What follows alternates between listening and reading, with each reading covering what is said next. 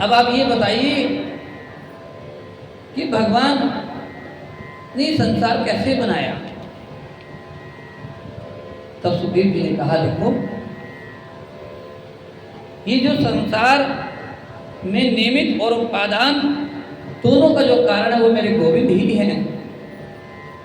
इस संसार में आपको जो भी कुछ दिखाई दे रहा है ना, ये सब संसार मेरे नारायण के अंग हैं। जिस प्रकार आपको बताए थे कि भागवत जी के जो स्कंद हैं, ये 12 स्कंद भगवान के अंग हैं। उसी प्रकार ये संसार में जो भी आपको दिखाई देता है, ये सब कुछ भगवान के ही अंग हैं। कैसे? जो लोग कहते हैं ना कि हमने भगवान नहीं देखे, एक सनातन धर्मी ऐसा है जो इस प्रकृति में भी भगवान को देखता है और दिखाता है। भागवत जी में क्या वर्णन आया है? ये जो बड़े बड़े पर्वत है ना, ये पर्वत श्री नारायण भगवान की हड्डियां हैं। सुनना ध्यान से। और जितनी भी नदियां हैं, ये नदियां गंगा यमुना सरस्वती, जितनी भी आपने ये नदियां देखी हैं, सुनी हैं, ये सब नदियां उनकी नाड़ियां हैं। ये जो वृक्ष हैं, पेड़ पौधे, ये उनके रोम हैं। और आज आप देखिए क्या स्थिति है कि मनुष्य पेड़ काट जा रहा है और लगा तो बस लगाने का तो नाम ही रहने दो, लगाता ही नहीं है। यदि 100 पेड़ काटकर यदि एक पेड़ लगा दिया तो उसका क्या लगाना हुआ? आज आप देखिए, हम सोचते हैं कि हम विकास कर रहे हैं, लेकिन विकास नहीं, ये विकास के साथ साथ विनाश हो रहा है। आपने सुना होगा, जब जब पहाड़ों को काटा जाता है तब तब वहां प्रलय आती है। क्यों? ये प्रकृति से छेड़छाड़ करना ही मनुष्य के लिए हानिकारक है। नदियां सूख रही हैं, इतनी गर्मी बढ़ रही है, क्यों? सारे पेड़ पौधे कटते जा रहे हैं, कटते जा रहे हैं। क्यों भैया? सड़कें बनेंगी, सड़कें चौड़ी होंगी तो सारे पेड़ पौधे कट जाएंगे। पुराने पुराने सब पेड़ काट दिए गए। और ये जो वायु होती है, परम प्रबल वायु भगवान की श्वास होती है। जो ब्राह्मण है, ब्राह्मण भगवान का मुख है, क्षत्रिय भुजाएं हैं, वैश्य भगवान का पेट है, और शूद्र उन विराट पुरुष के श्री चरण हैं। यानी कि हम सभी यदि देखें तो चारों वर्ण भगवान के अंदर से ही निकले हैं। तो जब भगवान के अंदर से ही निकले हैं, एक बात बताओ, जब एक पिता के 4 पुत्र होते हैं तो वो क्या चारों अलग अलग होते हैं, एक ही होते हैं? एक पिता के 4 पुत्र हैं तो चारों अलग अलग होते हैं, एक ही होते हैं? भाई सम्मान तो एक ही हो गया, पिता का गोत्र तो एक ही हो गया, पिता का नाम तो एक ही हो गया। तो चारों वर्ण भगवान के द्वारा ही प्रकट हुए हैं।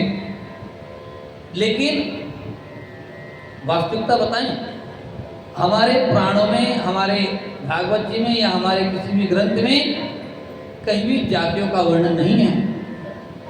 सिर्फ और सिर्फ 4 वर्णों का ही वर्णन है, ब्राह्मण, क्षत्रिय, वैश्य और शूद्र। 4 वर्ण बनाए गए हैं व्यवस्था चलाने के लिए, इस संसार को चलाने के लिए, कार्य की दृष्टि से लिए।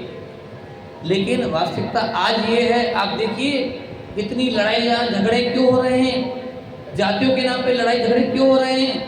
ये नेताओं ने अपने चक्कर में लोगों को आपस में लड़ा रखा है, ताकि ये लोग आपस में लड़ते रहें और हमारी कुर्सियां बनी रहे और हम आराम से सिंहासन पर बैठे रहें। आपस में भोली भाली जनता को भटकाकर जातियों के नाम पर उन्हें लड़ाते रहते हैं और उन्हें लड़ाकर अपनी कुर्सी बचा कर रखते हैं। यही आवश्यकता है। अन्यथा हमारे शास्त्रों में ऐसा कहीं नियम नहीं है कि आप इन्हें जाति में बांटिए और लड़िए। भागवत जी सबको प्रेम करना सिखाती हैं, सबको गले से लगाना सिखाती हैं, ना कि किसी को लड़ना सिखाती हैं। इस प्रकार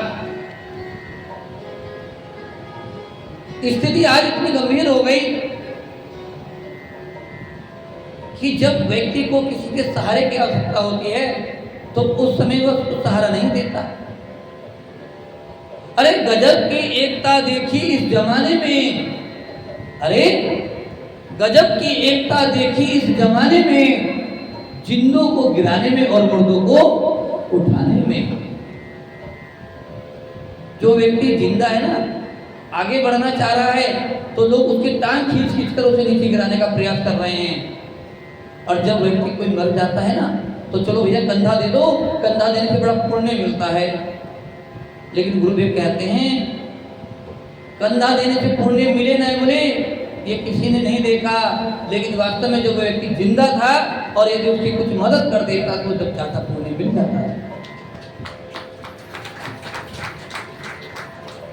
वह व्यक्ति मर गया, अब आप उसे कंधा दे रहे हो या नहीं दे रहे हो वो क्या देखने आ रहा है। लेकिन जब वो जिंदा था, उसे जरूरत थी तो शायद उस समय उसकी मदद कर देते तो ज्यादा अच्छा होता। इसलिए भक्तों हम बार बार बस यही कहने का प्रयास करेंगे, और मैं ये बात हर जगह कहता हूँ, हर कथा में कहता हूँ कि आप सभी लोग जातियों को छोड़कर, जातियों से ऊपर उठकर कि सिर्फ हम सनातनी हैं, हम हिंदू हैं और हम एक हैं, हम सनातनी हैं, इस भावना से अपने धर्म की रक्षा कीजिए और सनातन धर्म की रक्षा के लिए आगे बढ़कर आइए। हर व्यक्ति सोचेगा कि भैया मैं अपनी जाति को आगे कर लूं, मैं केवल अपनी जाति को देखूं, तो एक दिन ऐसा होगा कि जिस जाति को आप बचाने का प्रयास कर रहे हो आपको उस जाति में बचाने वाला कोई आएगा ही नहीं। इसलिए आप जातियों में मत बटिए, आप एक हो जाइए और एक होकर सनातनी बनकर अपने धर्म की रक्षा कीजिए। क्योंकि जब तक हम जातियों में बटे रहेंगे हम इन नेताओं के हाथों की कठपुतली बनते रहेंगे। इसलिए किसी भी नेता के चक्कर में मत आइए और केवल आप सनातनी हैं, अपने धर्म की रक्षा करनी है तो सनातनी बनकर, हिंदू बनकर अपने धर्म की रक्षा कीजिए। एक बार प्रेम से बोलिए राधे